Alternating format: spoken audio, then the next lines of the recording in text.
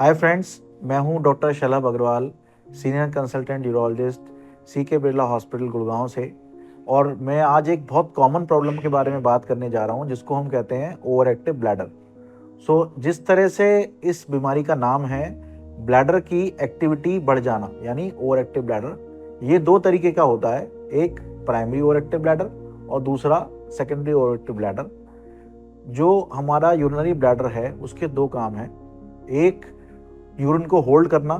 Normal bladder की capacity करीब 350 से लेके 500 ml तक होती है, और जब ब्लैडर सफिशिएंटली भर जाए तो यूरिन का सिग्नल देना।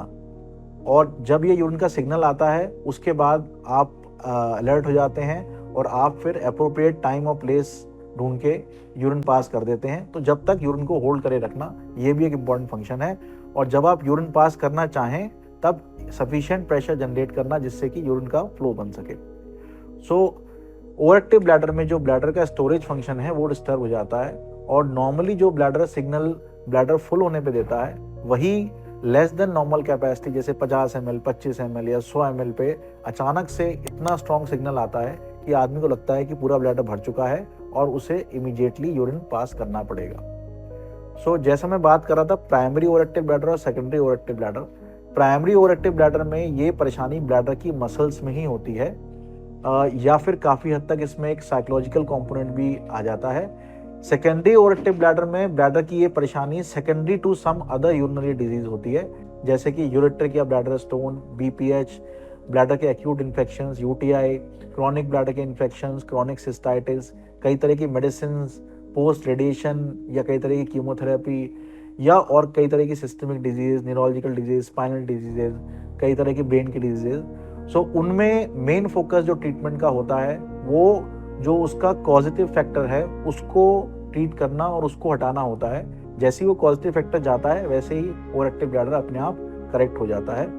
लेकिन प्राइमरी ओवर एक्टिव ब्लैडर में हमें ब्लैडर और ब्लैडर की रिलेटेड जो एबनॉर्मल हैबिट्स हो गई हैं उनको करेक्ट करना पड़ता है। इसके क्या क्या सिम्टम्स होते हैं, जैसे मैंने बताया, सडनली बहुत तेज प्रेशर ब्लैडर का जनरेट होना, जिसको हम कहते हैं अर्जेंसी की वजह से बार बार यूरिन पास करने जाना, जिसको हम कहते हैं यूरिन फ्रीक्वेंसी। नॉर्मली दिन में फ्रीक्वेंसी करीब 5 से 7 बार होनी चाहिए और रात को मैक्सिमम 1 बार होनी चाहिए। अगर इससे ज़्यादा बार जा रहे हैं तो उसको हम एबनॉर्मल फ्रीक्वेंसी की तरह काउंट करते हैं।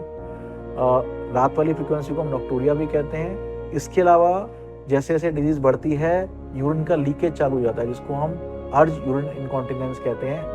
यूरिन आया, प्रेशर लगा और इससे पहले कि आदमी वॉशरूम तक जा सके यूरिन लीक हो गया, उसके कुछ ड्रॉप्स या सिग्निफिकेंटली। ये इसके सिम्टम्स होते हैं। अगर कुछ और तरीके के सिम्टम्स हैं, जैसे यूरिन में ब्लड आना या यूरिन में बहुत तेज जलन होना, पेट में राइट या लेफ्ट साइड कहीं दर्द, तो ये दर्शाता है कि कहीं ना कहीं कोई सेकेंडरी प्रॉब्लम भी है या यूरिन का फ्लो कम होना, जिसको इवैल्यूएट करके एड्रेस करना ज़रूरी है। और ये प्राइमरी ओवर एक्टिव ब्लैडर ना होकर सेकेंडरी ओवर एक्टिव ब्लैडर हो सकता है। अब दोस्तों, इस चीज़ का क्या ट्रीटमेंट है? इस चीज़ के ट्रीटमेंट में सबसे पहले ज़रूरी है इवैल्यूएशन करना यूरोलॉजिस्ट द्वारा, और ये रूल आउट करना कि ये प्राइमरी ओवर एक्टिव ब्लैडर है, सेकेंडरी ओवर एक्टिव ब्लैडर नहीं है। ये चीज़ काफ़ी हद तक एक प्रॉपर हिस्ट्री और एग्जामिनेशन से रूल आउट हो जाती है। नहीं तो कुछ सिंपल टेस्ट जैसे यूरिन एग्जामिनेशन, अल्ट्रासाउंड या कभी कभी सीटी स्कैन करा के समझा जा सकता है। प्राइमरी ओवर एक्टिव ब्लैडर के ट्रीटमेंट के दो कंपोनेंट हैं, एक है मेडिकल थेरेपी और दूसरा है जिसको हम कहते हैं बिहेवियरल थेरेपी। मेडिकल थेरेपी में कई तरह की मेडिसिन होती हैं जो पेशेंट के सिम्टम के अकॉर्डिंग और मेडिसिन की टॉलरेंस, साइड इफेक्ट और मेडिसिन की एफिकेसी के अकॉर्डिंग एडजस्ट करी जाती हैं।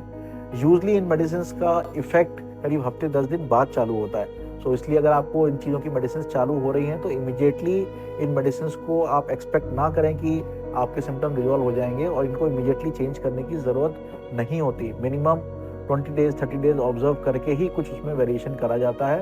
और इन मेडिसिन का कोर्स भी यूजली लंबा होता है, जैसे करीब 3, 4, 6 महीने।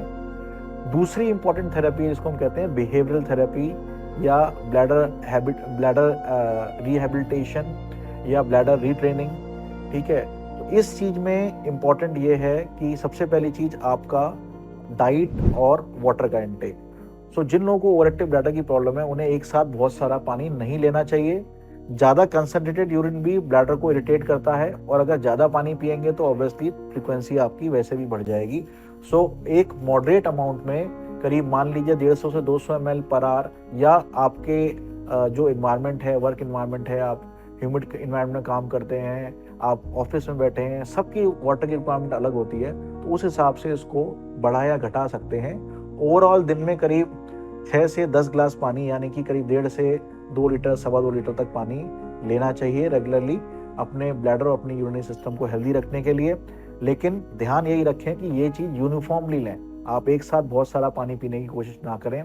दूसरी इंपॉर्टेंट चीज़ें हैं जो ब्लैडर इरिटेंट हैं, जैसे चाय, कॉफ़ी या फिर स्मोकिंग और अल्कोहल, ये चारों चीज़ें नॉन ब्लैडर इरिटेंट हैं। इन चीज़ों को अवॉइड करिए। चाय कॉफ़ी अगर बहुत ज़्यादा लेते हैं तो उसको कम करिए, दिन में 1 बार या मैक्सिमम 2 बार तक चाय या कॉफ़ी लीजिए, उससे ज़्यादा मत लीजिए। अगर उससे भी आपको परेशानी होती है तो फर्दर उसको कर्टेल कर सकते हैं।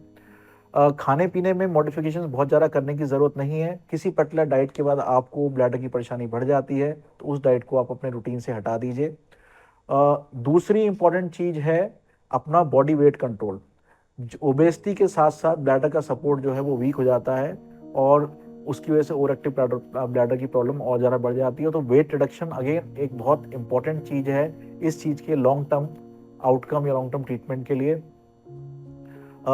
और एक सबसे इम्पॉर्टेंट चीज़ जो लास्ट के लिए है वो ये है कि पेल्विक मसल एक्सरसाइजेज, आपको पेल्विक मसल्स एक्सरसाइज करनी चाहिए जिससे कि जो ब्लैडर की सपोर्टिंग मसल्स हैं वो स्ट्रेंथन हो सकें। और जब ये मसल स्ट्रेंथन हो जाती हैं तब आपके लिए ओवर एक्टिव ब्लैडर में जो अर्जेंसी है या अर्जेंट कॉन्टिनेंस है उसको कंट्रोल करने में हेल्प मिलती है, और धीरे धीरे करके आपका जो कंट्रोल है ब्लैडर पे वो बढ़ने लगता है।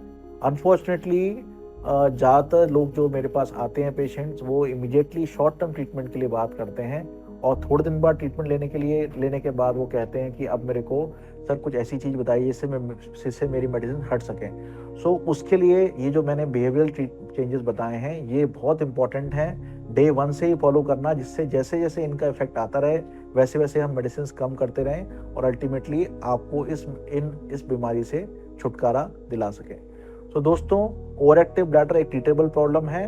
टाइमली इवैल्यूएशन, टाइमली ट्रीटमेंट और डॉक्टर की प्रॉपर एडवाइस फॉलो करना बहुत इंपॉर्टेंट है। Thank you.